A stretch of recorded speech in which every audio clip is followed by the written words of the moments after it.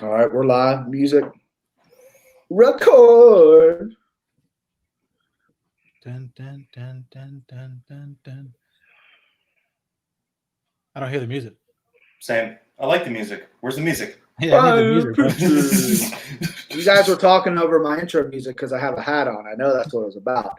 We didn't hear the music. We didn't hear the music. You didn't hear the music? No. What? Yeah, no music. I like the music. Shit. That's like my That's walkout anthem right there. Wait, you didn't hear any music at all? Nothing. No. We gotta fix that. I mean, we're already live, so what the fuck? Here, I'm on YouTube too. Come chat with us. That's about all I got. Okay, Timbo. So there you go. You retweeted. Let me see if we're live on Twitter. Because I've never done Periscope before. Ooh, baby, we're live. We're freaking live. I want to fucking do this to Instagram, but like Instagram, you can't. It's so fucking. No, Instagram sucks. We got 12 viewers right now. By the way, that's the most we've ever had. Dev, you're bringing the asses in the seats, pal. They tune in for you. Okay, let's give them a little show on that bag, please. Come on. I'm just kidding. I was hitting the bag between fights here. I'm pretty sure I got a hard spot in that fucking bag. I hate when that shit happens, and I crack that shit with a fucking hard kick in my whole. You know what they say? A hard spot makes you harder. So yeah, dude, that shit. Tougher. Get tougher. It fucking sucks.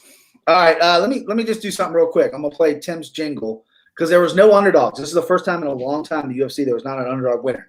So do you guys hear this? No. What's going on? Okay, I have to fix that. We'll fix it for the next show. This is a new program. Boys, UFC 254 just ended. Khabib just retired. What the fuck? Fuck? He ran through Justin Gaethje. I did not he looked. That's the best he's ever looked. He beat him in the striking. And the second it touched the mat, he almost finished him in the first round. The second it touched the mat, I've never seen Khabib. He's so dominant, but I've never seen that out of him. It was incredible. See, I think Khabib looked okay. Listen, he ran through Justin. I thought Justin looked off. I thought Justin looked scared. I thought Justin was hyping himself up all week. I bought into it. I picked him. I put a unit on him. I thought he was going to win. That first round, he wasn't expecting the Khabib to hunt him the way he did. He fucking was hunting him.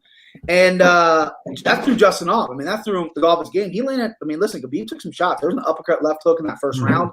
That paused Khabib. The leg kicks were adding up. I thought maybe if Justin kicked a little more. I did say, though, and I'm embarrassed to admit this because I do like Gaethje. I think he's a warrior, all this stuff. I thought he might have faked going out there. You thought he might have what? Faked going, like passing out. Well, I mean, he tapped 3 times. Tapped 3 times. But I feel like the choke. Khabib is a strong guy. He's probably got a crazy squeeze. But usually when a guy gets choked out, they wake up like, where the fuck am I? And they pour water. I said, this dude was up like high-fiving the whole thing.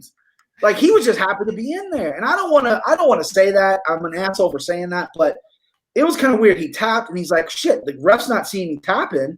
How the hell am I going to get out of this? Oh, I know. Let me just act like I'm fucking play dead. Now, my buddy play dead. Now, my buddy who I watch the fights with disagrees with me. He said there's no fucking way, and that's probably true. But I might run with that for a while, just because. I mean, listen, I was expecting a really close fight. I obviously put $100 on Justin because plus 265, right? I thought it was going to be Khabib's test. I mean, I'm glad Khabib retired because who the fuck is fucking nobody? What's he gonna do? Beat up Paul Felder? Like what's next? You know, like Michael Chandler's a great wrestler. Like Tim and I like Michael Chandler. Devin, you're sour on him for some reason. He's fucking Chandler up. That Khabib is fucking Chandler up. You might be right, but Dev, you have a grudge. Yeah, dude. What the fuck is up with that? Does he know your girlfriend? What is going on? He's just fought nobody. Like I feel like he's fought nobody. Benson Henderson, he's like, yeah, that was a great win. Dude, Benson Henderson is more washed than my fucking bedsheet. He beat Benson Henderson twice. He beat him like a year ago, then he beat him like 4 years ago, right after Benson Henderson left the UFC. Listen, you can only fight the competition they put in front of you. Right. And that's Facts. But the ugly loss on Chandler is the knockout of Pitbull. Pitbull from 145 that's not a great look. But he's a bantamweight. He's a 145er, but he's the size of a bantamweight. What I was telling my buddy, and I think this is a good idea, if Khabib – because I didn't know Khabib was retired. I don't think any of us did. We thought he was going to probably get GSP. They used to do the Ultimate Fighter. They used to do like America versus Great Britain or America versus England. If they did Russia, had a bunch of Dagestan guys, and then Michael Chandler coached Team USA because the Ultimate Fighter's coming back. I mean, he's not going to do it with Conor. You can forget Conor. Yeah. But now Khabib's retired. I mean, what happens at 155 now? The winner of Conor Poirier going to get the shot. I mean, they're going to put that as an interim. That'll probably be an interim belt now. Yeah, they're gonna make him cut to 55 though. Well, you have to. You got to cut to 55, or the winner of that fights Justin Gaethje for the vacant strap. If I was Justin Gaethje, I'd be like, "Hey, can I get that belt? I just fought the guy. I've been on this roll. Tony Ferguson ain't touching this shit if I'm around. Fucking let me get it." There's some funny shit on Twitter that I don't know if y'all saw but of course John Jones had to fucking come out and say something. What he said? I think he said 15 and counting, numbers don't lie. Yeah. What's that a reference to? 15 and 0. Oh, all right. His defending his championship, right? Yeah, Khabib would have beat that if he fucking stuck around. Nate Diaz tweeted out and said white belt, which is I know that's because listen, I'm not a jiu-jitsu guy. Okay, I've obviously rolled. I'm not any kind of belt level. I saw that triangle coming from 2 miles away, right? Okay, what is Justin Gaethje not doing defending that, right? He got took into the ground, got armbarred almost immediately. Luckily, the round was over. And then he fucking gets triangle. Like, I mean, he tried to slam him. Khabib hooked the leg, which is the right thing to do. But then you're out like seconds later. I don't know. I feel like it's that thing where fighters, they get with these great ones and then they kind of clam up, right? He didn't expect Khabib to walk him down like that. He thought Khabib was going to be scared of his striking. The second Khabib didn't respect his striking, and that was how Khabib won the fight. He did not respect Justin Gaethje's striking. He didn't respect his power. He walked him down. He took his shots. He hit Justin with the best shot of the fight, which was that knee. Yeah. And the second I tell you what, Justin landed a real nice left hook, and this whole theory that Khabib doesn't have a chin. Ate that shit. He cracked him, right? Khabib's got a big head, big neck. He's been stunned maybe in a couple fights, but he's never been dropped. So this theory that he's got a bad chin's bad. It's weird. It's weird that he's retiring because I like dominant fighters, but also I'm excited because it's like 155 is one of the best divisions in all. It's just like light heavyweight, I think. It's going to be just like light heavyweight. So now it's like, ooh, what's going to happen now? Who's going to be the, my prediction is they're probably going to throw Conor in there, give him the belt, right? Because that's what they do. Problem is, if he takes that belt against Poirier and wins, the fight with Manny's out. There's no way they're going to let him fight with Manny. Pacquiao. But who cares at that point, though? Right. Well, Dana's making money off of it. I think he would. Yeah. Zuffa boxing. It could be the first. I hate that fight. I think Conor loses bad to Manny. He's going to get pieced up. Yeah, but old Manny Pacquiao is going to beat Conor in a very small Manny Pacquiao too. Manny Pacquiao's tiny. It won't look good either. No, it's a bad look. I don't care how much you pay for that fight. I think whoever's management is, which is Paradigm, RD Atar, or whatever, they need to step in and be like, let's step away from that one because especially Pacquiao, he's a power puncher. Like he's gonna finish Conor. Like he's gonna finish him probably late in the fight, and it's not gonna be like the Floyd fight. He could probably concuss him. Yeah, right. Yeah, Manny's gonna go for it. Like Floyd carried him in that fight. Manny's like, nah, fuck that. I'm gonna come out. I'm gonna he actually came out looking not bad against Floyd. Yeah, Floyd always starts slow. Floyd gives up the rounds. His gift is, I'm going to fucking take you to deep waters and drown. He's a phenomenal boxer. I love Floyd Mayweather. And then in those middle rounds, when Conor starts slowing, Floyd carried him. Floyd was toying with them in those middle rounds. And then eventually Floyd's like, okay, this dude's gas. He flipped the switch and literally just started throwing I'm going to start landing some shots and end it. And I love Conor. I'm not a Conor hater. I just hate that Pacquiao fight. So, yeah, I mean, listen, I want Michael Chandler in the mix. I think Michael Chandler, Gaethje makes sense in December. Gaethje said, hey, I'm in shit. Yeah. Let me turn around in 6 weeks. Gaethje, Chandler, that's fucking violence in December. No doubt. Put it on the because they got a main event in the 19th already. Let that co-headline Conor's card. Or just a fight night main event somewhere. Well, or that could be like, you know what I mean? Like if Conor beats Poirier and then Gaethje beats Chandler, they fight for the belt. You know what I mean? It's kind of like a mini tournament on one night. They won't ever do a tournament, but that's kind of eliminator. Yeah. Like this guy went the co-main event and the main event winner are going to fight for the belt. I think that I think that's a great idea. Run it. And the only thing is, if they do that, Conor and Poirier have to make 55. And if that's the case, they need to start yesterday doing that because they're both fucking big right now. Yeah, Conor's bigger than Poirier. I don't think Poirier's going to have a problem cutting 55. He's a professional. I think Conor is a guy that likes to call the shots. Mm-hmm. And now that they're like, hey, we're not doing this at 70 because it makes no sense at 155. I haven't heard him say anything about the weight cut. He got into it. We're doing on Twitter last night. If you guys saw that, Connor did. Yeah, Oh, and when we're doing Connor sent out a tweet that I actually agree with. He said, "Why doesn't Bellator test their fighters like the UFC does?" And we're Doom, who is no longer UFC 100%. fighter, he goes, fuck you. You do coke and show your dick to married women." And it was like broken English, and Connor's like, "What? Aren't you suspended for some shit? Like, fuck you." And they had a nice back and forth, and we're Doom doesn't. I mean, he speaks English pretty well. He does not type it well. Right. It was pretty rough, but we're Doom just kept going back at him. He's like, "Oh, it's 3 a.m. in Ireland right now. What are you, coked up and not at home?" Like, yeah, we're Doom was coming at him. Why does Verdun always pick fights with little guys? Yeah, right. Like Colby first, Tony Ferguson. Now Connor. He said that when he sees him, he's gonna slap him, a Brazilian slap. And I'm like, dude, last time you saw somebody threw a boomerang at their face, you shit. That was dope. That was dope that he hit Kobe. It was.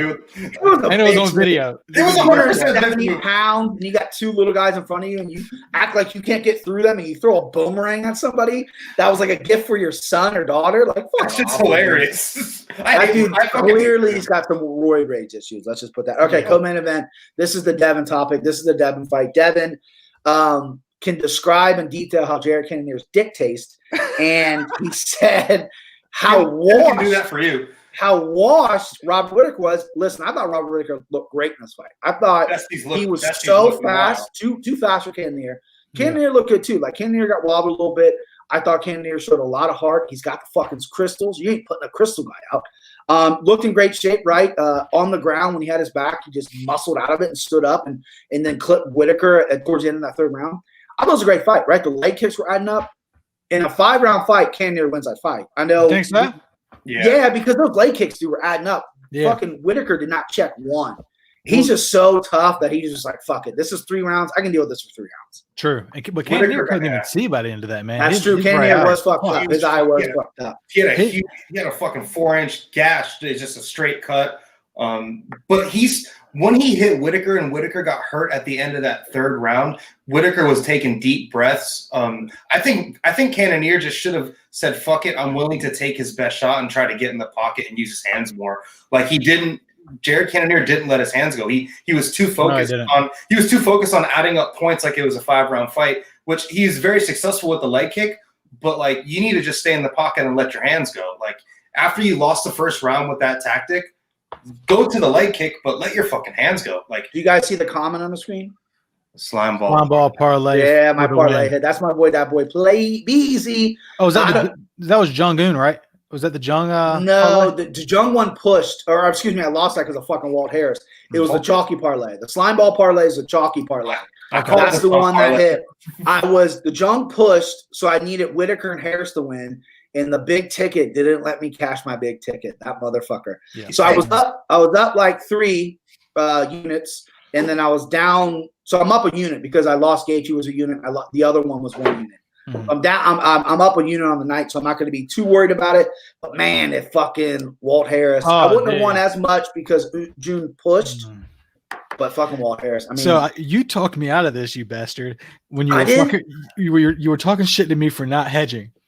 I had, and usually, I shouldn't be hedging, but this particular one, I had enough riding on it to where I needed to hedge this. Right. And I literally said, fuck it, I'm not going to hedge it. And fucking Walt Harris let me down, that fucking fake Kevin Garnett. I mean, listen, the only way he was going to win was that first round. The minute it went after that first round, it's over. I told my boy, I was like, hey, because he bets, but he don't really watch it a lot. And I told him, I was like, hey, Walt Harris I think he's a plus 350 to win in the first round. Yeah. And I was like, that's a great bet. If he's going to win it, he's going to win it. That's a great bet. He's not going to win anything else. Yeah. And he not to skip over what Whittaker did, but he stinks. Yeah. He 30 seconds. If you don't get it done, you're not going to get it done. In Volkov, I should have, I can't live bet my state. And I don't use any of those offshore stuff because they fucked me so many times. But when Volkov came out, that fucking back tattoo, that's new. That's a 7-foot fucking back tattoo. I went, this dude's bad. I mean, and he had a beard. Oh. Yeah, that's dome beard. He's like a chisel. He's a chiseled fucking vet now, and he can't fucking he looked great. He hurt fucking he hurt Walt in the first round, and then as soon as I saw Walt's strategy, he tried to pace himself, but he just has such a terrible gas tank that even him pacing himself, even like it just didn't work. I mean, he looked in way better. He looked 30 pounds lighter than he did against Overeem. He did, and he looked good. I mean, he came on strong. It just he kept against Volkov, who's 6'7", 6'11", whatever. I've heard 4 different heights for this guy. 6'11", I think. Right, but you're either all the way in or you're all the way out. He played at that middle range where you're on the end of his kicks. He was kicking up the body, and every time Walt came in, he fucking ran into something. I'm like, buddy, you got to set up your strikes more. You're a big, powerful guy. You got to be all the way in and start throwing some bolos. He just was like, fuck it, I'm going to play on the outside. I'm going to play on the outside, and then eventually got finished by a body shot. I love a good body shot finish because it was sick. The only time I've ever been hurt in the gym is to the body. It fucking sucks. So I can sympathize with these guys. Like, fuck, I know that sucks. The shit with Walt too, and DC, you know, and granted, everybody's gonna have the sympathy card towards him, and you know, it is what it is. It's horrible what happened to him, but like Dev was saying, dude, fuck that. Like it's not about that right now. It's about what you do in the cage. And when he fought Alistair and got gassed, it was right. I could see why, because he went fucking berserk on Alistair for like 2.5 minutes and literally unloaded his entire arsenal. But with this fight, he didn't do that at all. No, the cardio got in his head. So yeah, you know, he's like, I think if he would have went out and in his head was like, I'm a 1-round fighter. I have energy for 3, but I'm a 1-round fighter. Let's go get this done in 1 round. He's got to change his mindset up a little bit, because once he went out there and he threw some of his best shots, and they didn't land clean on Volkov, they landed on the top of his head instead of the chin. He kind of started doubting himself. And did you guys notice when he was, you know, he's southpaw, he's walking, and all of a sudden he'll look away? Yeah, I was wondering about that. It was a weird pick. I was like, is this guy looking at the clock? Why does he keep looking away? I think he was doing it because he was trying to get a deep breath. Like he was like, right, like trying to, like yeah. I thought maybe it was just a bad habit he developed in training or something. But like he'd be walking, like doing side, trying to like reset, and he would like look away, and I'd be like, what the fuck are you doing, dude? I think he got hurt. I think he got hurt to the eye though. In the first he did. round. Yeah, he got hurt to the eye, and I think him wiping out his eye was just maybe some type of reaction. He said it was a poke when they should have replayed. It was a knuckle. It was a knuckle. He got straight. But back to the co-main event. Robert Whittaker probably going to fight Izzy now. Rematch with Izzy. I mean, there's no question. I mean, who else is there at 85? He should have fought Izzy after Darren Till. Yeah, who's else is there at 85? There's not many other people. Cannonier was a dark horse. Izzy called out Cannonier, said, I respect this guy. If he beats Whittaker, you're next. Whittaker beat him. Close fight, 29-28. That's how I had it. You know, what goes from here? I mean, I think the narrative of Whittaker being washed, obviously he's not going to be the same fighter he was when he fought Yoel, because those take a lot out of you. But, and this is me coming from a guy who's an Izzy guy, but Izzy just is going to make you look that bad if you strike with him, right? Robert Whittaker's got clean striking, but he's going to fuck you up. Like, I don't care. I mean, Whittaker fought better than Costa did, and Costa did nothing. Right. I mean, well, I think Whittaker's better than Costa. Yeah, Costa's obviously overrated. Costa's fair. We can say that now. I think literally if Izzy fights Whittaker again, right, and then maybe if Cannonier gets a win or two, I know Darren Till wants to fight him, but I really see Izzy going to 205 sooner than later. He should. It's if in his position, there's no other champ that has. Like if Khabib went to 170, he's got to fight dudes like Usman. He's got to fight dudes like Colby. He's got to fight dudes like Jorge. Yeah. Adesanya going to 205. Like I love Jan Blachowicz. I love Jan Blachowicz. But Tim shook his head. Well, you don't like that, Tim? No, I mean, he's only got 2 title defenses. Yeah, like, I don't like that. Okay, let me list the guys at 185 right now. Right, Whittaker's number 1, Cannonier's number 2, Costa's 3. Costa's already said he's going up to 205. The fight Rumble probably. Jack Hermansson's fighting Darren Till. The winner of that maybe. Yoel Romero's sitting at 5. They've already fought that. No one wants to see that rematch. Plus, I think Yoel said he's going to 205 too. Then you got Derek Brunson, Kelvin Gastelum, Chris Weidman, Uriah Hall. The only thing we have at 85 is say Kazmat destroys Leon Edwards, right? And he maybe doesn't want to cut to 170. He'll have so much gas, he'll have so much heat that he could go, give me Izzy. And they'll give it to him. I still think Whittaker. Give me the Whittaker rematch. Give it to Whittaker 100%. But after Whittaker, I'm with it. Yeah, you've done what you needed to do. Try to get Whittaker 100%. Put that shit. They're having full crowds in rugby games in New Zealand. Put that shit in New Zealand. Yeah, put it in New Zealand, put it in Australia. But Dana White said, I'm not going to do crowds unless everyone has crowds. And I think it's stupid. Because Dallas is like, or not Dallas. Well, yeah, Dallas. But Texas. Texas is like, hey, you can come and we can fill 35,000 of this 60,000. Half the stadium can be full for a Conor fight. Dana's like, nah. And I'm like, I mean, you want the live gate, right? You want the fans back. Why not?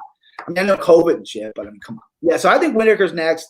Cannonier, I would like to see a Yoel fight. That's a fight I've been looking forward to. I don't think Kelvin Gastelum.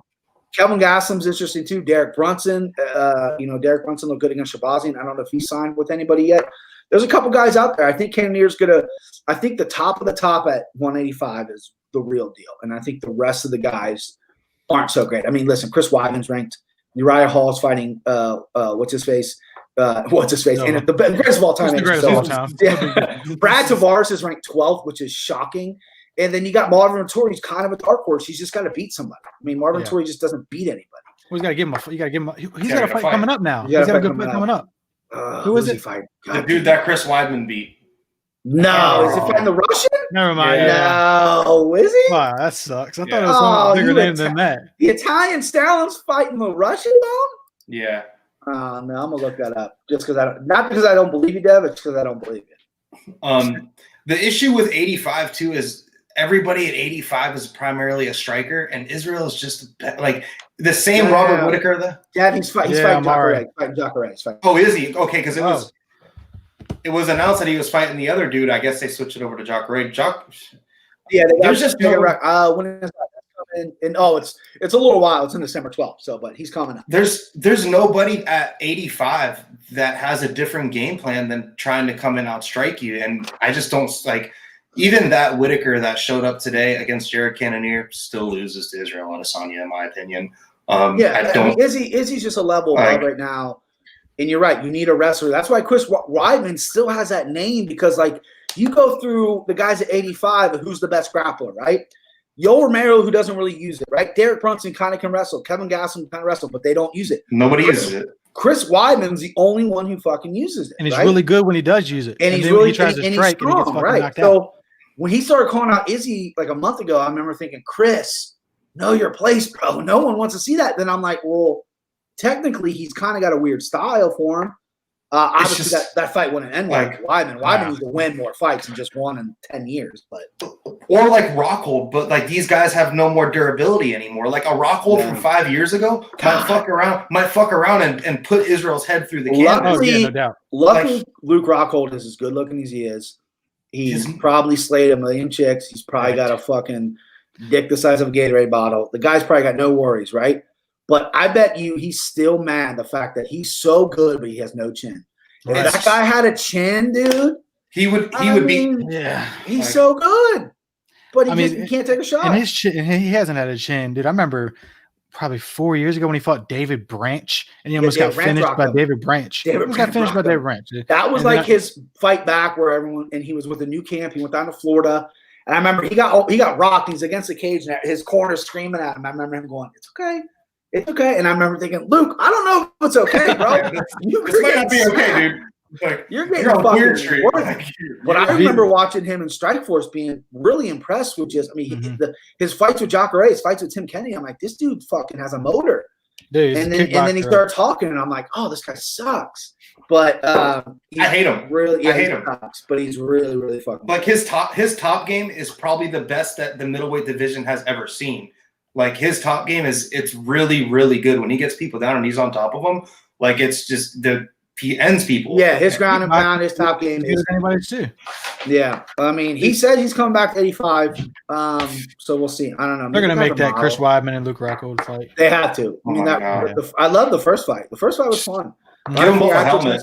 Weidman was winning up to that kick, and then Weidman, who apparently was this world-renowned grappler, Matt Serra bragged about his grappling, and then the minute it hit the mat, Weidman's like, "Oh, I'm fucked down here. This guy." Yeah, he got cut through like butter. This guy's way better than me. All right, Phil Hawes. Jesus, dude. I flirted. So this guy is a fucking stud. I flirted taking Malkoun just because I'm like, I need dog picks, right? I'm a hungry dog looking for a bone, essentially. And Malkoun's 4-0, and I looked at the tape. I'm like, he's okay, right? He's not bad, but Phil Hawes a little bit chinny. But good thing I didn't switch my pick. I didn't bet this fight, but goddamn, Phil Hawes. What I loved about it is his athleticism, but what I also loved about it is he came out and said, this guy doesn't belong in here with me. and I'm gonna come out and I'm not gonna set shit up. I'm gonna use my explosiveness. I'm gonna put this fucking dude out. I'm gonna put this dude out who's has 4 fights and he's here because he's buddies with fucking Robert Whittaker. Right. And that, I think that was the thing is, because I put him in my original parlay. I had a 6-fight parlay, just the main card, went 5-1 on it. Fuck Walt Harris. And when Walt Harris, when Hawes came out, they had him listed at plus 250. So immediately went in my mind, I was like, yeah, and I got fucking hyped over. I was like, damn, that was a 250 dog. And then I fucking look at my bet and I was like, yeah, minus 250. You know, whatever, that's still cool. He's good. I remember because he's a wrestler. Like, he's a decorated wrestler. And now he's knocking dudes out, which is scary because this is 170, 185. There's a lot of guys coming up in that. We were talking about the rankings. There's guys outside the rankings. Chimaev, if he wants to sign to 85, he's a contender. Phil Hawes, I know it's only his first UFC fight. Get him another fight. Yeah. With those wrestling chops, as long as he can hold up his cardio and he keeps learning and getting better, he's a fucking problem to deal with. He really is. 100%. He's young. He's young. And I like the way he handled himself after the Contender Series. Oh, let's get a fucking Hawes versus Kevin Holland fight. That would be. I like Kevin Holland's fight coming up. Kevin Holland's got a fight coming up. Or Joaquin Buckley. Hawes and Buckley. Huh? Hawes and Buckley's got a fight coming up. Buckley's fight. Another Contender Series, yeah. The Beverly Hills Ninja, what he called himself. Y'all, I also call him the fucking serial killer from American Psycho. That's what the guy looks like. Like, if he comes out saying, hey, I chopped up a couple of my girlfriends, I wouldn't be surprised. I'd be like, yeah, that makes sense. They're my Reebok. They're in my Reebok bag. Yeah, that makes sense. 185 does look really good though for the future. It's Edmund Shabazian has to clean up his cardio, but he's a talented kid. I think he's buying into his own hype a little bit. I think that's why he dropped the ball with Brunson. Yeah, there's a lot of old dogs at 85. Once that gets cleaned up, 85 is gonna be really interesting. 100%. Definitely. 85 is gonna, I mean, that's like, it was been a premier spot for a long time for the UFC. I mean, it's not like 55. 55's always had juggernauts. 45 is really big. 135 right now, I think, is one of the best divisions in the UFC. 135 is fucking stacked. I think it's the best. I mean, you can make that argument. I probably lean lightweight still. I probably lean lightweight because it's just and then 35 and then 170. Just the stars at lightweight. 170. I mean, 170 guys are guys that are built like us, that are just in really good fucking shape. Yeah. You know what I mean? They're like, you meet a 55er, you're like, that guy's a 55er, he's small, right? You meet a 35er, they're really small. You meet a 70, and me being a big guy, I go, how the fuck does this guy make 70? Oh, yeah, because he's a Usman, specifically. Yeah, Usman's not the tallest guy, but he's wide as fuck. I've seen him from a distance in Atlanta. His head's this fucking big. And he's bricked up, right? He's bricked up. He's not short. Again, I was far away, so I couldn't really tell. But he's like 5'11". I think he's listed at. But you meet Darren Till in person, and it's like, I know he doesn't fight at 70 anymore, but you're like, how the fuck? He's a fucking gorilla, literally. Huge guy. It's crazy. 70s are like the normal guys, but that are just in really good shape. So I'm always keeping an eye at 170. I think there's some fucking studs in there. And if Chimaev beats Leon Edwards, that's gonna fucking, like, we'll talk about that after we get through the card, but that's gonna light the world on fire. I think that's a smart play by Leon Edwards. I think it's smart all across the board. All right, next up, Lauren Murphy versus Haircut. I'm not even going to say her name. I'm just going to call her Haircut. Yeah. We all were on Lauren Murphy. Boy. Anyone? Yanni the Greek was on the other girl. That fucking That is such a dumbass. How? Jesus Christ. He gets national air coverage. You know what's funny? Here's the backstory about that. Fucking hate that guy. When Anik and Florian launched their podcast years ago, they would have handicappers on, right? He came on. Anik didn't know, but he came on and was like, "Hey, I'm a professional handicapper from like Atlantic City or whatever the fuck." And that kind of set up a relationship. And then Anik introduced him to the brass, and now he's got a fucking show. The guy stinks. He's obnoxious. He's not good. He doesn't know the sport. Like he bets all the sports, but he doesn't care about MMA. He doesn't know MMA. He knows numbers. For like, listen, he took her because she wrestled like trying out for the Olympics. Okay, she's from a tiny country. Right. My wife could try out for the Olympics in that country, okay? You know what I mean? Like, if it was America, I'd be impressed. Or Russia or Iran or whatever. Save it, Yanni. Okay? You're taking her because of that. Yeah, you're fucking idiot. Lauren Murphy looked great. I'm glad she got a submission. She's got a rough face with me, boys. She looks like, my buddy said, she looks like a girl that was asking for a cigarette outside a Cracker Barrel. Yeah, no doubt. She's got or a crack rock. Yeah, right. She does look like an alcoholic, and she did actually have a really bad alcohol problem, and it makes sense. She's from Alaska. Yeah, you got shit else to do. So, she looks like she's from Alaska. She looks like she had a bad night at the bar, and as her friend was driving her home, she was throwing up outside of the window and accidentally hit a mailbox, though. She's 36, 37. Son's 19. This girl's been 16. Jesus, I thought that. She's been fucking for a long time, guys. That's 15 if you're pregnant for 9 months. Yeah, right. She's been fucking for a long time. She's got a 19-year-old son. Yeah. Shevchenko kills her. I think he's close to 20. Yeah. She's not ready for Shevchenko. I think you got to give Shevchenko Andrade next. I think you cancel Jennifer Maia for Shevchenko. Let Jennifer Maia fight Lauren Murphy and let Andrade fight Shevchenko because Andrade is established, dude. Former champion, fought at 35, fought at 115. I love her at 125. She got finished, which you don't see. Lauren Murphy got to finish tonight, but she fought some fucking haircut bum. So Andrade's finished a real girl who's never been. Shevchenko finished her, but never been finished. You got to give Andrade a shot. Jennifer Maia, great, whatever. Who cares? Let her fight Lauren Murphy, which I actually think is a really good fucking fight. And then you give Shevchenko Andrade and let those two fucking battle it out. Devin, would you cut off your left foot to fuck Shevchenko more than once? Nope. He's saying no. I would cut off my entire leg to be in the same room as Mackenzie Dern. That's all I'm gonna say. And I'm a married man. Okay, that's all I'm gonna say. Wife right next door putting her dresser together. That's all I'm gonna say. Okay, Mackenzie Dern is muy caliente. We're not going to jump ahead, but my girl Jojua, her nose was big anyway, so I'm not too worried about it. But fuck, she got elbowed. Yeah, that was nasty. She got like I said, some free cosmetic surgery. That's what I said. Need it. It's on UFC's dime. Fix your fucking nose. I don't like. I like a big nose. I don't mind a big nose. I thought she was hot regardless, but now she's starting to turn into a little bit of an Instagram thotty, showing them cakes. Hey, get that nose fixed, man. Get that nose. I was scared for if that shit like the way her fucking nose was leaking. I'm thinking that's right into my brain. Like I'd be fucking tripping. That's why this is one of the few times I've seen in MMA where they stopped the fight, not because of where the cut was at, because of the cut they couldn't get to stop bleeding. Yeah, I've seen huge cuts up here, but they can stop a bleeding. They couldn't stop her nose bleeding. Just blood loss. Like this is the whole canvas is gonna be paying this. We got to stop it. She might lose like some significant blood here. BA, Miranda Maverick. Straight out of Norfolk. She looks like a Norfolk bitch too, and she acts like a Norfolk bitch. She just seemed very Norfolk. She seemed just very annoying and loud and extra and just. But shout out to her. Yeah, she looked good. I mean, she looked good. She's big. She's buff.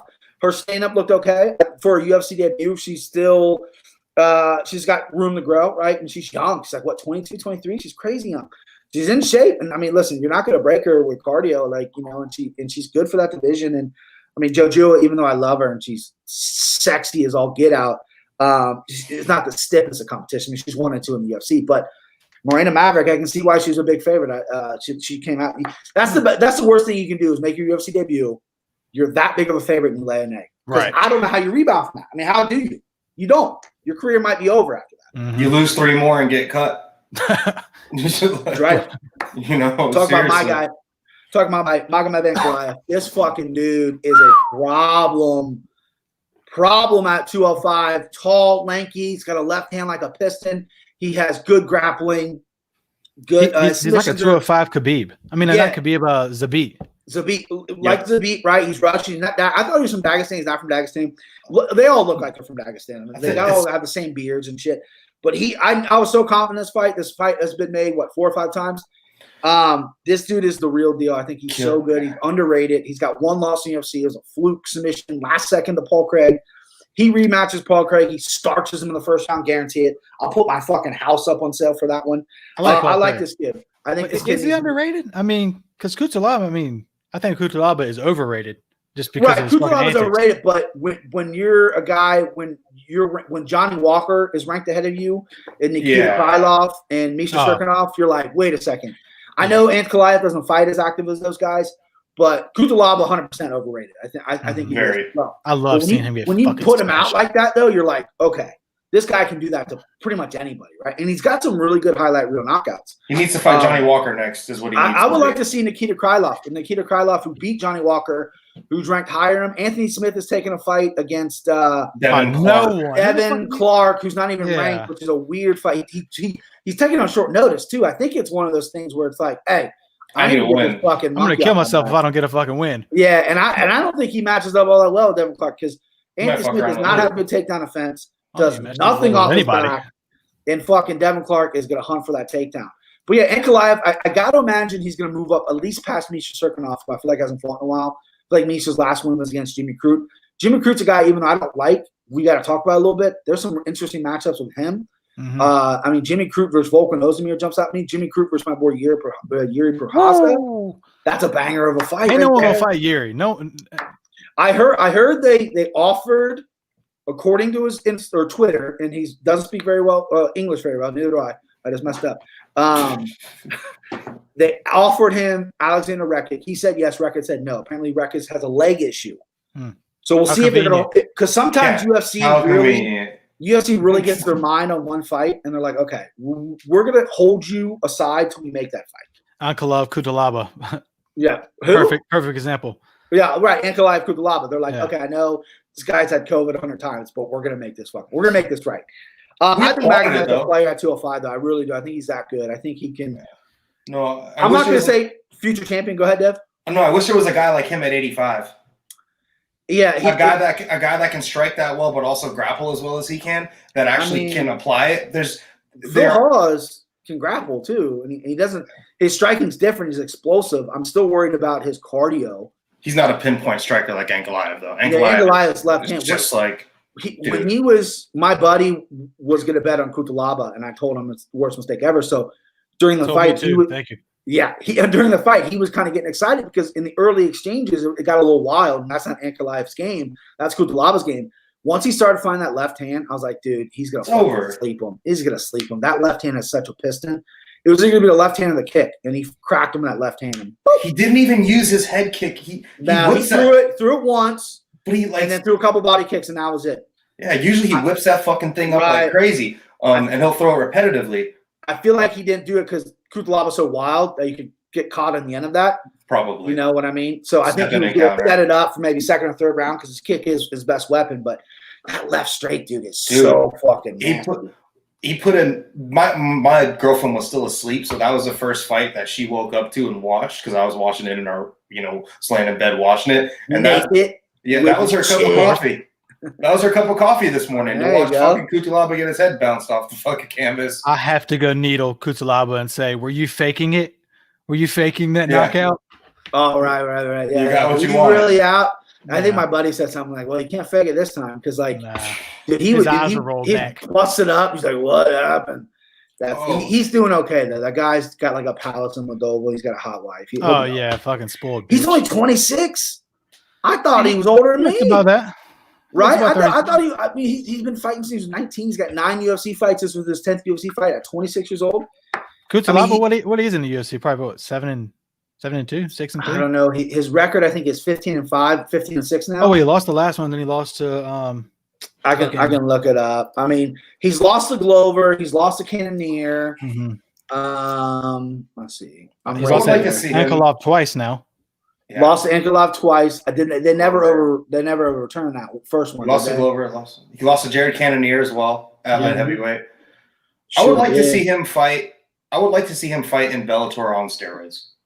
On steroids? Okay, if he's not on steroids now, I mean he's no Kutalaba. I would just love to see him juice the fuck up fighting in Bellator. All right, fighting like Bader and shit. Be the real Hulk. You know what I mean? Ankalaev, he won against Clear Roundtree. Devin brought that up on the podcast. Lost to Glover. Knocked out Gazmarad Antigulov, which is the guy doesn't want to fight in UFC. The guy's a bum. Knocked out Luis Henrique da Silva, who isn't that great. Lost to Jared Cannonier, and then beat some guy named Jonathan Wilson. His UFC debut was against Misha Cirkunov. He lost. Jonathan Wilson, 8-3. He beat Chris Dempsey by knockout. Then he lost 3 in a row to Henrique da Silva, Ian Kutalaba, and Oscar Pichota. So yeah, Kutalaba's beaten nobody besides Clear Roundtree, who I do have a lot of respect for. I think Roundtree is a solid guy. But yeah, I mean, Kutalov was fucking. He almost finished Glover too. Yeah, he hurt Glover a lot. Old man Glover said, "No, I'm gonna take you to the ground now." Yeah. But it's a loss. The biggest disappointment for me, the fight that I wasn't looking forward to the most, I picked it wrong. Tai Tuivasa or Stefan Struve. I mean, Stefan Struve.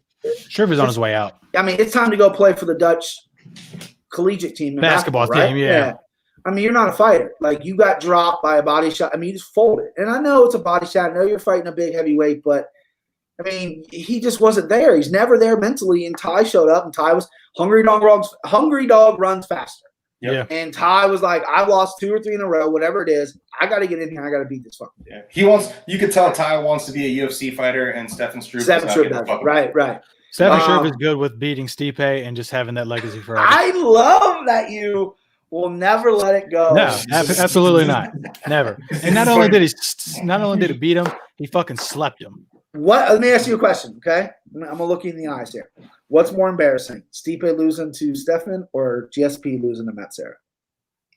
And Johnny Henderson. Matt Serra was a fucking champion. All right. Fair enough. Yeah, definitely. But the only thing that you could also say besides that was GSP got revenge. GSP absolutely stopped him in every match. Stipe's the champion, so there's no reason for him to fight Stefan. But yeah, awkward performance there. I just wasn't excited for this fight. I didn't want this. I was taking a dump. I thought this should have been on like second, third fight of the night. I thought Casey Kenny and Nathaniel Wood should have been on the main card, if not, or the main prelim, because that fight was awesome.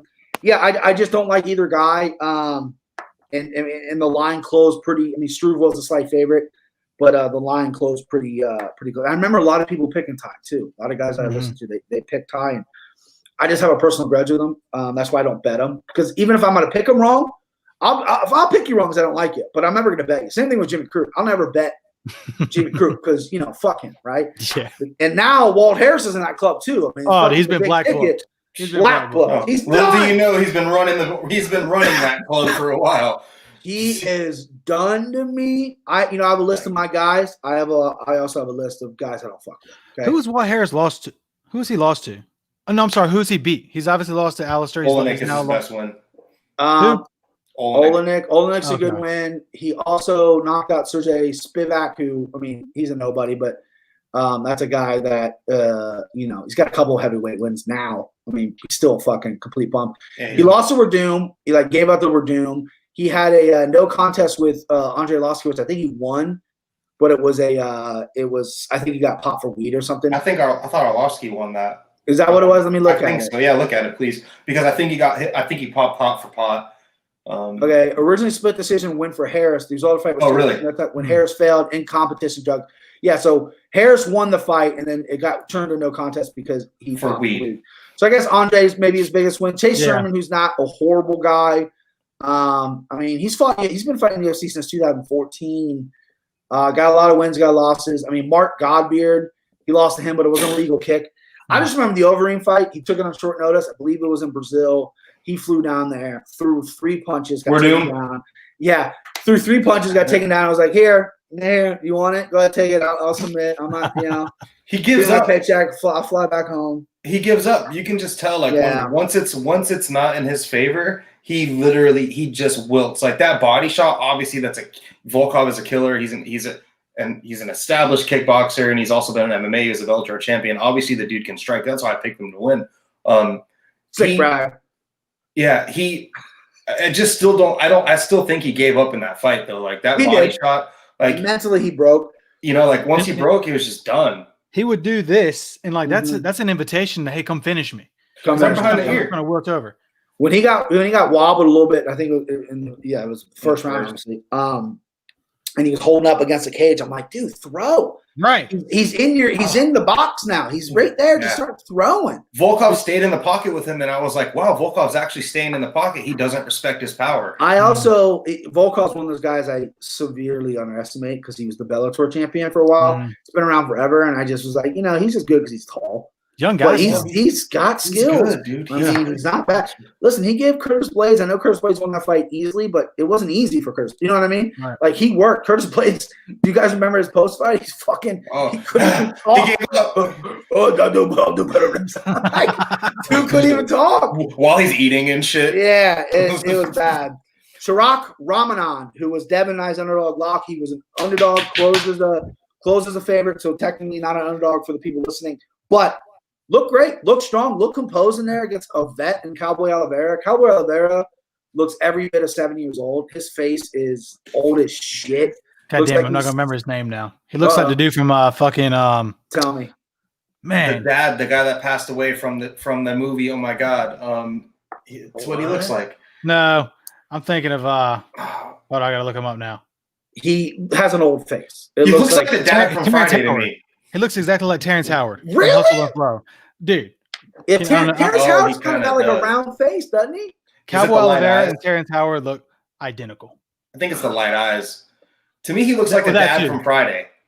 No, that's the other. They say Trinaldo looks like him. Trinaldo looks exactly like him. He kind of does. You see it? I'm gonna say, hold on. What are you bringing it up? Yeah, I got it on my phone. Yeah, a little bit. I guess I'm bringing. He kind of does, dude. I think Terrence Howard's a little better looking though, right? I agree. He's a bootleg. Maybe just because he's a movie star. Let me try something here, boys. I wonder if he has the same voice. Does he have the same Terrence Howard voice? Like, dude, put your cigarettes down. There he is, right there. You see him? You see him, boys? That's a ball head, Terrence Howard. He looks like him. That's a pretty. I think because Cowboy had hair tonight, but yeah, I can see it. They look similar. I say it every time. But yeah, Brian, you saved me some money, dude, because I was definitely going with Cowboy, and I knew nothing about the Russian dude or whatever he is that he's fighting. When you're a Russian guy and you come from M1, you got to be really careful betting those guys. But then you look at who they fought, and he's fought only winning record guys and really good guys. And I look some tape on him. His stand-up looks a little rough, but he looks like he can hit pretty hard. It's not the cleanest, but he looks composed. His shoulders are there. Like he's moving. Like doesn't look like he's going to get scared, but then you get to the ground, he's a fucking. His submissions are – he's got all finishes. He's uniquely built for 172. Like he's tall and lean, but he's also really strong. He's got that leverage, like John Jones-type leverage for being a long-arm guy. And listen, Cowboy Oliveira, I mean, he's been submitted before. It's not like he's like a legit. But he's good in scrambles. He's good in the scrambles. But that dude had his fucking neck. Yeah. And DC's like, this is his move. And you've heard that a million times, right? Where guys like, this is my move, and then they get out. But I was like, this dude ain't getting out. As soon as I seen him sunk in that choke, as soon as I see him, he went for it, and I'm like, it's over. The second I saw him put that choke in, and then he jumped the guard down, I knew it was over. Even before he jumped down into guard, I was like, this fight's done. I watched him take it in. Brian's happy because another Mike Perry victory just lost.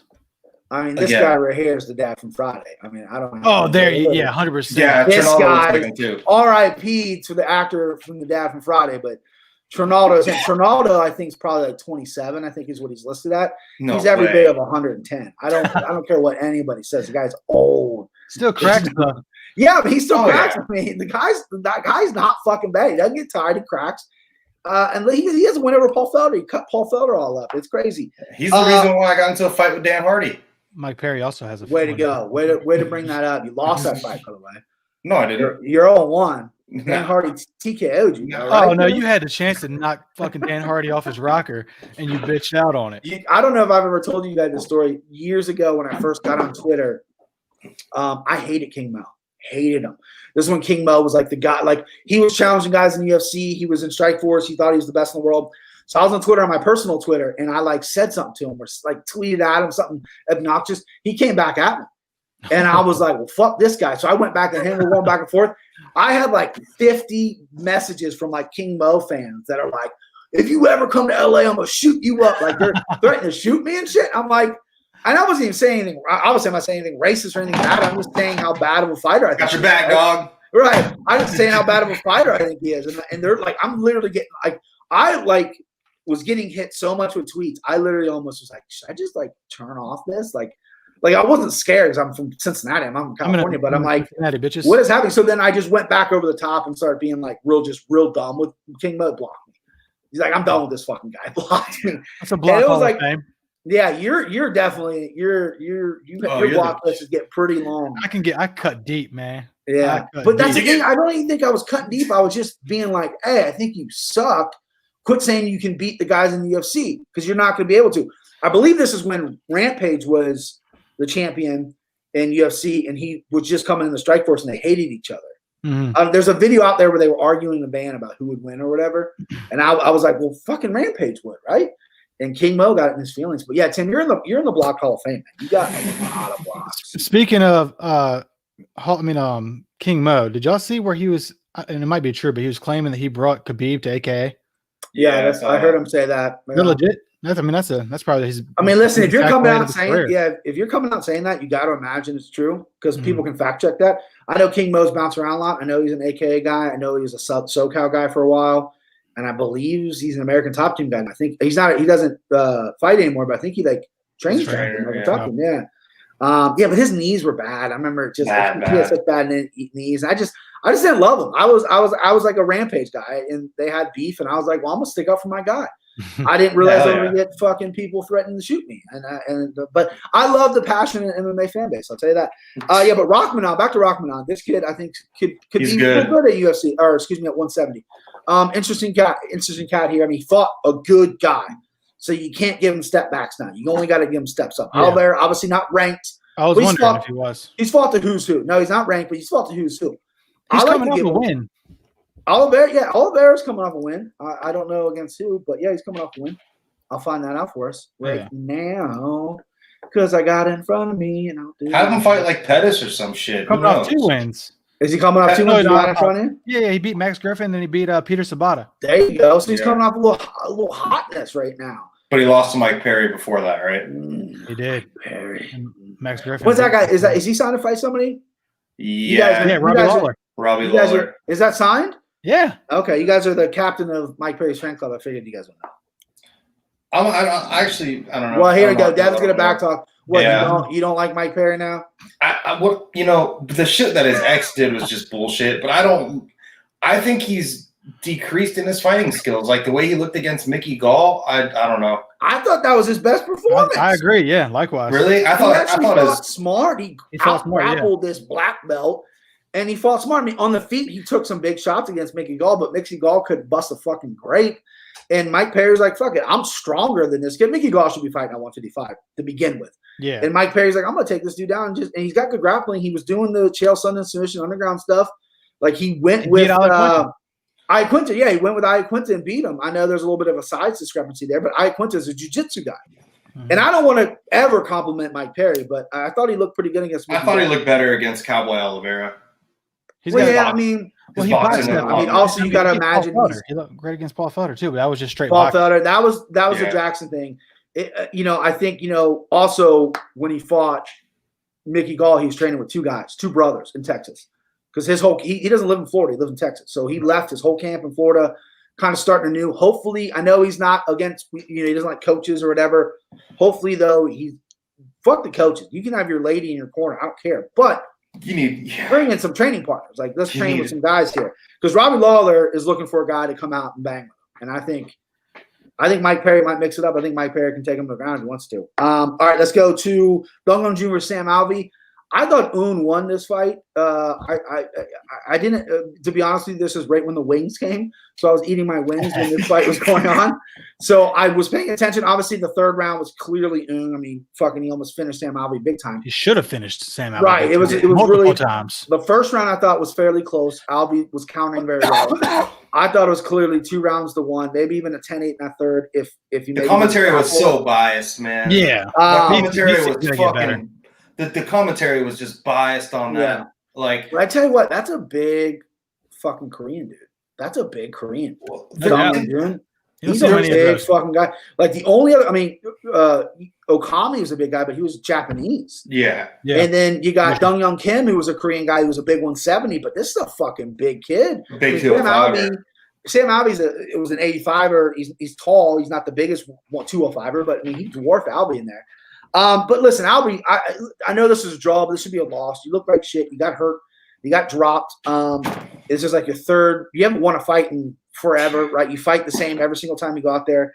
Time to move on, right? Go to Bellator, collect a few checks, go to PFL, maybe win $1 million. Yeah, he's 0-5. Go to 1. Man. You're not a UFC caliber guy. You do the same thing every single fight. You put your back in the cage. You let guys come to you. You try to counter. He looked like he was trying to get out of that in the 1st round, because he was actually leading the dance. He was coming forward, hitting him with some stuff, but then he got tired. Like, you got to have cardio in this game, and you don't. So he started getting walked down, and then once he started getting walked down, it just the whole fight changed. Like once he started fighting off his back foot, everything changed. I just didn't like DC saying at the end of the second round, he's like, Sam Alvey's winning this fight. Yeah, well then he I didn't even backtracked that. He didn't double down. He backtracked all that. He said this is a close fight. He backtracked. Thank God. Well, yeah, you can't say that unless you're looking at scorecards, dude. You can't say you call the shots as they are. But I watched LFA last Friday night, and they did open scoring. It was in Kansas City. It's awesome. That's awesome. So the fighters knew if they were down or up after each round. And every single round, every single round when the judges had it, like, 10-9 for this guy, I was like, yeah, that makes sense. There was nothing that was like surprising, right? Three judges, yeah, nothing that was surprising. Like I was like, yeah, that guy won that round, whatever. I really hope. I'm not a huge I don't have the answers to fix scoring. I just don't. I'm not smart enough. But I think we need to try something new. And I think open scoring is interesting. Kansas City adopted that, and I think that's a cool concept. And I liked it. I thought it was cool. I mean, LFA is a little bit lower level. Obviously, UFC, they feed a lot of fighters in the UFC, but it's a great way to do that. Yeah. The VADA, though, is so stuck in their ways. I doubt they'll do that. But they did it for boxing for a while. Boxing fighters knew the score up until the 6th round. Yeah, it's smart. That was like an old. We need accountability. Like we need accountability, and there's no accountability in MMA. It's just it's bizarre. And going back to the Alvey fight, like the way that Alvey looked at the end of that 3rd round, like I just can't even win, lose, or draw. Like obviously it was a draw, but like he lost that fight. Yeah, like that's a fight you lost. Like you're walking away. And when they did the judges and they said a draw of Sam, I was like, oh shit! Like he was shocked. He's like, really? Maybe I'm not getting cut. Yeah, maybe and that's the thing. The UFC will probably keep him around because he's a guy that likes to fight actively. Mm-hmm. He's usually not in a boring fight. He's not going to want to take the fight to the ground. They can give him like a guy like Ankalaev, and Ankalaev's like, oh, I'm going to get another fucking highlight reel knockout from my record. Won't be as impressive because of Sam Alvey, but when they show the highlights to casual fans and these casuals see this fucking Russian knocking a dude out, they don't care who it is. That's what they need to do to Harris. Yeah. That's what I think they needed to do to Walt Harris because ESPN was buying so much into his daughter passing story. So they were trying to give him ranked fighters because if he gets a title shot, wow, they have the story, they have the, blah, blah, blah, blah, blah. What I think they should have done was just give him a bunch of slow pitches and built his highlight reel and then, dovetail that with the thing with his daughter. If he knocks out a story in itself. Exactly. So it's like he didn't need to fight Alistair Overeem and be ranked and then fight for a title to have a great story. Like he could knock out Blagoy Ivanov and Tybura and then they use that story and then all of a sudden he's the main event against Volkov in a fight night card, Yeah. It's knocking out Blagoy. That dude's chin is. You know what I mean? 50 times. Seriously, he's never been knocked out, right? And his chin's unreal, and his name's Blagoy. But he knocks out a dude like Tybura or something. Even though I think Tybura beats him. Give him Tai Tuivasa. Yeah, that's Tai Tuivasa. Mm-hmm. He knocks out Tuivasa, and then boom, that's a perfect fucking. Tai's not taking that to the ground. Walt's not going to want to. They're fucking standing there and bang. Tai might beat him though. Tai might beat him. If Tai had a better chin, because we've seen him get checked when we've seen him get dropped. And knocked out. If he had a better chin, I think he could be something. But no, because his cardio is really shit too. But if our fight like that, like let's stand and bang him up, he's got a shot. But his chin just not. A lot of Polynesian Samoan fighters, they usually have the best chins in the world. Mm-hmm. And Tai just missed that boat, right? Tai just doesn't have it. Missing a chromosome. Yeah, missing a chromosome. I don't know if it's the shoeies or what's just fucking him up. He just doesn't have that one. So we talked about Jojo a little bit. Miranda Maverick, VA, tennis girl, looked fantastic. I'm excited to see her move on. Jojo still hot as shit, even with that big gaping scar on her face. Fight of the night, one of the fights of the night. I think Whittaker, Kennedy was the fight of the night, but Casey Kennedy versus Nathaniel Wood, awesome fight. Casey Kennedy, Nathaniel Wood, man, that great was fight. Banger. I love that shit. Casey Kennedy had to dig deep for this one. He looked off. I thought he stayed on Fight Island. He went home. That's where he fucked up. 10 days and came back. He looked a little shaky with his cardio. I mean, it was an incredibly high pace as well. But the biggest advantage for him is the striking. I thought he was winning. Nathaniel Wood was getting through for some stuff, but then he landed that takedown and just controlled a little bit, just to kind of mix some things just up. Enough, yeah. Casey Kennedy, I think he's a good dude. He's going to be a problem in this division. I think he's really talented. I think Nathaniel Wood, another guy, he's got a great record. Is an exciting fighter, gets hit a lot, but maybe he's not world class right now, right? I think maybe he needs to leave England. I don't really love his camp. I don't really love there's no one else that comes out of there, at least where he's at. Maybe if he mixes it up a little more, I think he'd be well around. He's young, 27. Young, in shape, cardio machine. I was really looking forward to this fight. It delivered. I mean, Casey Kenny's your guy, Devin. I know you've been a fan of him for a while. I don't think he should have left Fight Island. I think that was the. I thought he stayed, man. Yeah, when they said it on the barcast, I'm like, what? Damn, if you would the way he looked against Alatang, like his cardio seemed to be in a lot better shape. So he probably he got that win. He said, I want to go to the bar. So obviously you know where his head's at. Yeah. So after that win, he probably ate like shit, drank like shit, and then got that fight booked and was like, holy fuck, I got to fly back to Abu Dhabi, go through the whole thing all over again. So, I mean, good for him winning. He looked great. I think he just hit Wood with the harder shots. Like, you can tell every time Wood got touched, by the end of the fight, he had a baby growing off of his forehead. Yeah, he had that huge hematoma. Yeah, and he showed great fight IQ. He's mentally there when in the post-fight interview he says, I know I needed to win on the scorecards. I don't want to finish like this, but I know I needed to win the round. That is a guy that's mentally there. Yeah, and this is a guy that could have came out and wrestle fucked him, but he went out there and was like, "Hey, I've been working on my striking, and I'm gonna go." And Nathaniel Wood has a lot of knockouts on his record. Is primarily a striker.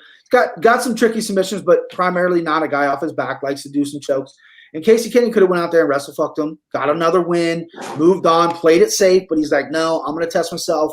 And he won a lot of the exchanges. Like you said, he was hitting them harder, fucking denting up his head a little bit. He took some shots, so he proved that he could take some shit.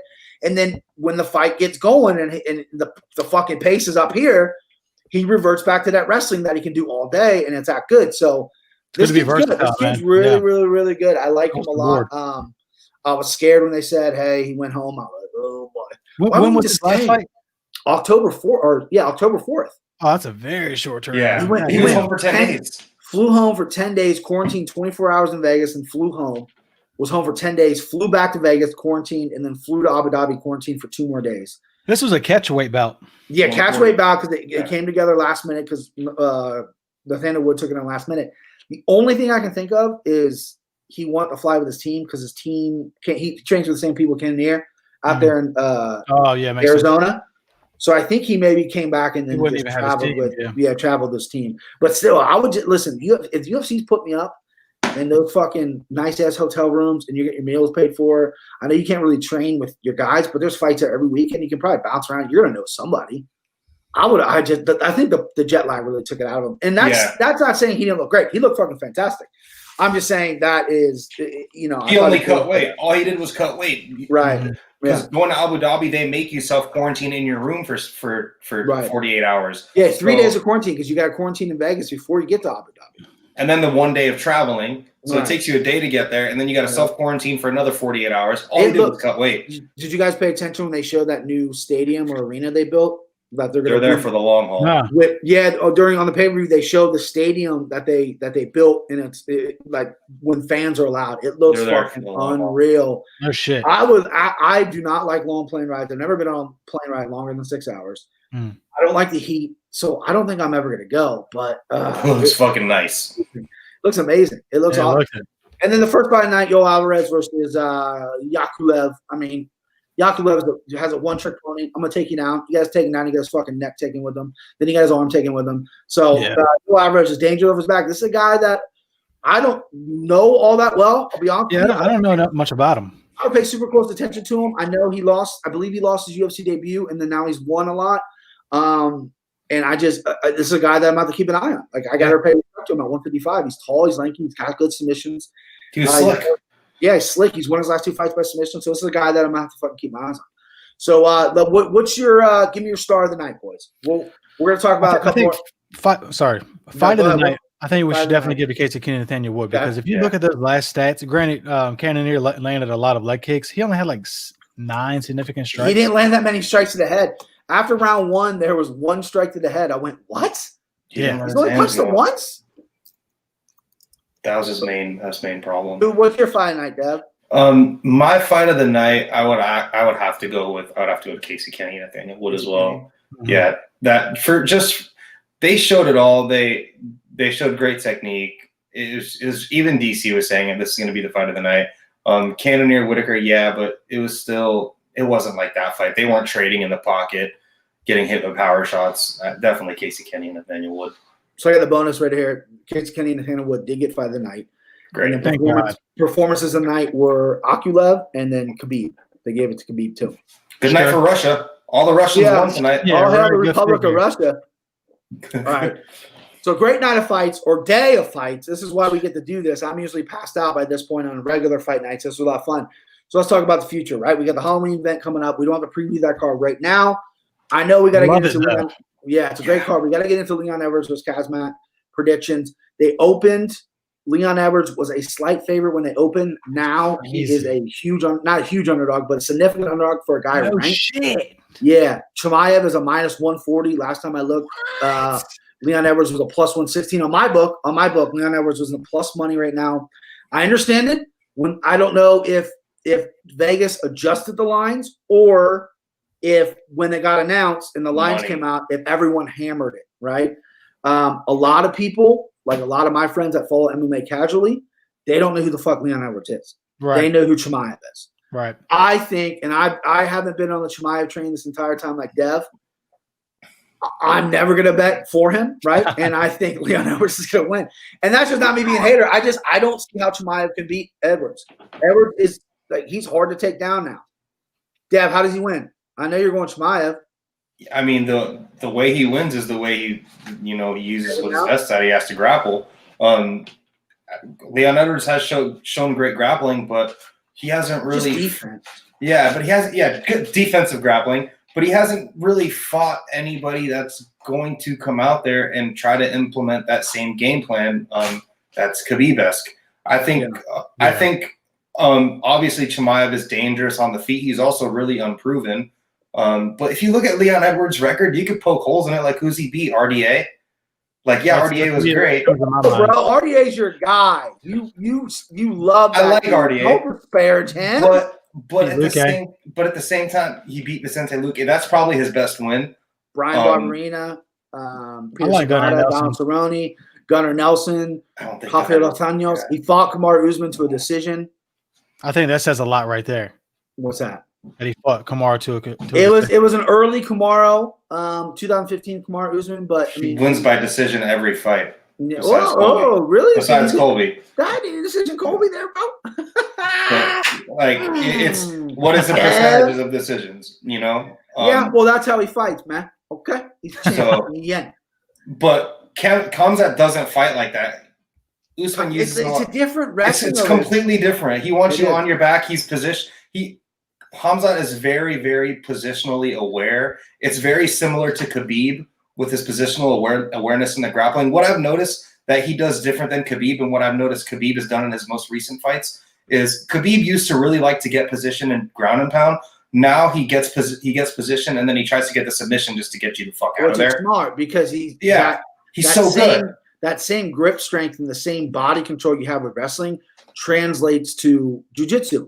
And that's why I thought Ben Askren could have been a lot better. And he said it after he retired. He said, I wish I would have trained jiu-jitsu more.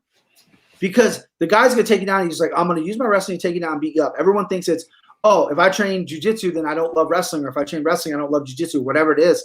And he was a proud, like, wrestling's the best thing for martial arts. So obviously he rolled, he trained with people with jiu-jitsu, but he needed to really amp it up. And Khabib really did that. And I think that's smart. I mean, if he takes your neck, he didn't even have Connor's neck. He had his chin tapped. Just so strong. He's so strong. Right. Twist his fucking head off. Right. And with Poirier says he's never felt a squeeze like that. I mean, this guy, Khabib, is a rare dude. Kazmat, again, he's young, right? He doesn't have submissions. Like, he has a submission on his record, but he's going to go down and he's going to beat you up. Yeah. I'm a little worried about that because when you go down, you beat someone up, then you give up position because you're trying to throw your strikes. He's really good, and he has fought nobody yet. But Leon's tough to take down. The only issue is I did just rewatch Leon versus Gunnar. Gunnar had some success just kind of laying on him and grinding him on against the cage, and it was a split decision win for Leon. It was a close fight. I'll tell you what, Gunnar Nelson, you go look at his fucking record, and he has fought the best of the best and only lost to the best of the best. He's lost to Damian Maia, he's lost to Leon Edwards, and he's lost to fucking did we just discover you're a Gunnar fan? Because I like Gunnar Nelson. I am. I love Gunnar Nelson. Dude, he's fought. When's the last time he's fought, though? He lost to Gilbert Burns. Gilbert Burns, yeah. Gilbert Burns by decision. That there's no problem with that loss. Yeah. He was he was losing against Cowboy until he came back in that fight and cut him real bad. That was crazy. Yeah. Well, he's the first round. Yeah. Damian Maia's impressive because he didn't get finished, and that fight was on the ground. The Rick Story loss was ugly. That was his first loss ever in his career. He was undefeated before that. Rick Story obviously was a solid guy. He lost by a split decision. And you fight Ponzi? Ponzinibbio put him out in the first round, and then Leon with the split. Speaking of which, where the fuck is he at? Dude, he's just been injured. He's so good. He's so fucking good. No, he's not. He just can't stay fucking. He can't stay active. He stinks. Like he can't stay active. I will bet you a tattoo bet, face tattoo. Oh, that if when he comes back, no matter who he fights, he loses. Face tattoo. You know, got no good. I mean, he beat Neil Magny, but I mean that's nothing crazy. Oh, hey, he also beat Mike Perry. Yeah, he did. Whoa. But I mean, a decision win. That's not impressive. Ponzinibbio is good, but he just can't stay active, man. I don't know if he's championship quality, but he can't stay active. That's why he got removed from the rankings. He's 7-0 in the UFC. He's a star in the gym. People love him. I'm trying to find. I can't find it. There was I think it was a countdown show. There was a countdown show, and I think it was before the Mike Perry fight, or it was some kind of like UFC countdown show. I can't remember what it was. But Ponzinibbio was fucking playing his guitar, like a little Latin lover. Just like, oh, that's what he's spending all his time on, playing his guitar. Really. Not fighting. For 2 years. Jesus Christ. Yeah, he had a really bad blood infection. I knew that was the last thing that put him out. But other than that, he's blown his knee. He's 34 now. He wasted his prime. He's gone. He's done. That sucks. He ain't beat nobody. I liked him a lot. I've never liked him. He was good. I always thought he was overrated. He was good. My personal opinion. I thought he had good striking, and I thought he took him down. I thought he had good footwork. He had really good footwork, and he was really good at cutting the cage off and really swarming people with strikes. Like he did that to Neil Magny really well. He knocked Gunner out on an angle. It was a pretty sick knockout. Yeah, like he's really good at that. But you know, just like you said, the guy can't stay fucking healthy. He has a lot. Hold on, I'm on his record right now. I'm gonna keep looking at his record, but that's what it is. His third fight in UFC, Lorenz Larkin put him out. I always thought he had like a chin problem. Like, why do I keep thinking that? It was his third UFC. He hasn't lost since then. He's beat everyone by pretty much finished a decision. I mean, he's looked really good. He hasn't really fought that many great people, but Lorenz Larkin, a guy, he's not bad. He's pretty good. Veteran, for sure. I love Lorenz Larkin's another veteran. He co-main event when they last came to Cincinnati. It was Matt Brown, Eric Silva was the main event. Lorenz Larkin versus Costa Philippou was the co-main event. Who were you guys most impressed with tonight? Jason Herzog, the ref, he took that kick right in the face by. Struve took one too. Yeah, Struve took it too. Yeah, we'll end it on this because we're running over. I know Dev's got to go to Idaho to wrestle a bear. Yeah. The most impressed, I got to go. I mean, listen, I'm always impressed with Khabib, right? I'm always Robert Whittaker really looked good, right? But I got to go. It's either Phil Hawes or Ankalaev for me. And that's such a cop-out because they're easy knockouts or whatever for those guys, and they didn't fight. Like, listen, Phil Hawes fought a guy who may never get a UFC win. We don't know about him. But he looks so explosive. When you get a fighter that looks that good, you almost think, like, who's going to fucking beat this guy? Yeah. Like, who can take those shots? And Ankalaev, again, I think this guy he's going to be a problem at 205. Really, really do. He's got all the intangibles. But again, I think that's kind of lame. I mean, listen, Khabib looked fantastic. I'm disappointed in Justin. That's going to bother me for a while. Robert Whittaker put on a great performance. Jaron Cannonier, who's been knocked out before, has been stopped before, showed tremendous heart, getting wobbled, couldn't even stand on his feet, had a horrible cut, went to the ground, got his back taken, and got up, right? Showed a ton of heart even in a loss. This was his first big test at 85. I'm impressed by him in a loss. Casey Kenny looked fantastic coming off that weird performance. Miranda Maverick. I mean, all the winners I thought looked pretty good, but I'm going to go Ankalaev just because this fight it's hard to sit there and train for a guy for 3 times. And it keeps getting canceled. And he's so much a better fighter than Kutalaba. Yeah. But mentally, you're like, fuck. Tim, who's yours? Who's your guy? It's tough, man. One, it wouldn't be a Robert Whittaker fight if he almost doesn't get finished, right? Or if he doesn't get rocked at some point. That's fucking fight. He's gotta get rocked.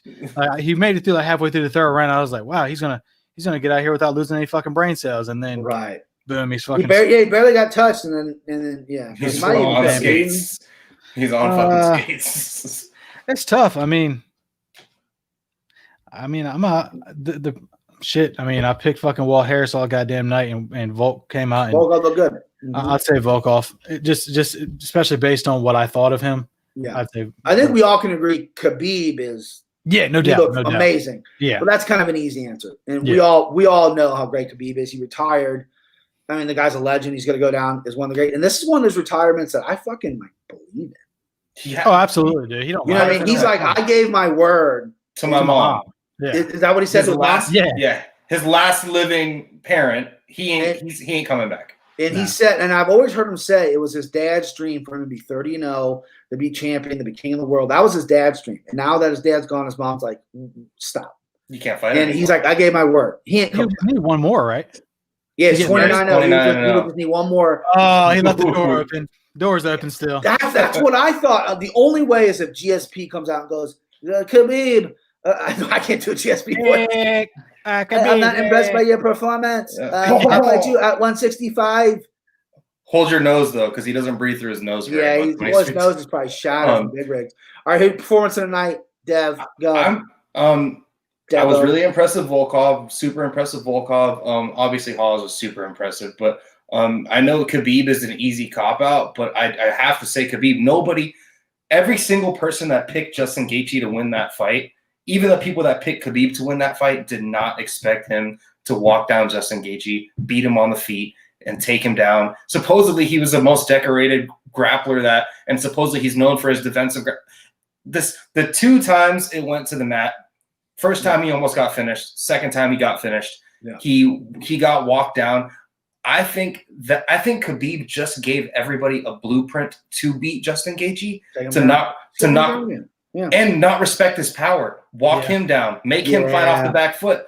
I think making Justin fight off that back foot and not have his footwork and not have him fight the fight he wanted to, because Tony went tit for tat with him. It was like, you hit me, I hit you.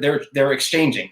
Khabib said, we're not doing this. I'm going to keep marching forward at you. And I really think that is what helped him win that fight, because Khabib didn't even shoot a takedown until the very end of the second round. But he was first round until the end of the first round. And then that second round takedown, which ultimately ended the fight, it was far out. And this guy's supposed to have world class, and then he immediately switched to the back and got took the back and took him out right away. Well, and Gaethje was saying, the blueprint is don't let him get you near the cage. Yeah, both takedowns happen right near the cage. That's what. The only thing I disagree with Dev is not many people can do what Khabib did. The reason Justin wasn't throwing as much and Khabib could walk him down is because any second Khabib could take him down, and Justin knew that. If Dustin Poirier fights Justin again, you can't do that. Justin's going to take your fucking head off. But right? A guy like Mike Chandler can, though. Mike Chandler props. A guy like Mike Chandler can, because he can. Hold on, let me mark that down. Say it again, Dev. What'd you say? We're at 1 hour and 17 minutes in. Come on, 17 seconds. Mark this in. Mike Chandler's what? It's 17 minutes. I said Mike Chandler can pose threats to Khabib with that type of style, which is 100%. Gaethje. Justin, right? Okay. Which is really truthful. If somebody were to just threaten a couple takedowns and make him fight off his back foot and pressure him and be fluid on the ground like that, that's a way to beat Justin Gaethje. Everybody's had dog fights with Gaethje. Either he's put him out or they've been dog fights where he's fucking people up and he ends up getting finished. Nobody has walked through Justin Gaethje like that. He walked through him like a fucking finish line. I mean, he did get touched. But I think him getting touched was also a good thing, because it showed all the people that said he has no chin that he could take a shot. I can't believe as he was striking with Gaethje, I'm looking at my girlfriend. I go, this motherfucker's striking with Justin Gaethje right now, and he's winning. He was popping him with the jab. He had the faster head movement. He was slipping punches. I was like, is Khabib really fucking doing this right now? I think the Ben Askren jab when he throws it. Throws his jab upwards, and it was hitting. Khabib's stand-up, I've always said his stand-up isn't the greatest in the world, but his reflexes, he's constantly fast twitch. His twitch muscles are so good. He's hard to hit clean. Justin hit him clean. He fucking was like, "What? Okay, yeah, I ate it. Fuck you. I'm coming." Cool. Here's a knee. Yeah. My whole theory this week was, listen, he's 28-0. This is 29th fight. He's looked perfect in pretty much every fight. There's going to be a dud in there, and he proved me wrong. There's no duds. He's 29-0. He's fucking perfect. You can't pick against him. You can't. Who's going to beat him at 55 right now? No one. You mean, listen, you don't win money betting against Khabib, and I sure as fucking did it. So that is what it is. We move on. We move forward. Press forward. There you go. Press forward. Charge. All right, Dev. Go to Utah. Go to Idaho. What state is it? Idaho. Utah. Go get some potatoes, man. Yeah. That's it. Fun stuff, boys, and we'll talk next week. All right. All right, fellas. Howdy. Later, man. See you, brother.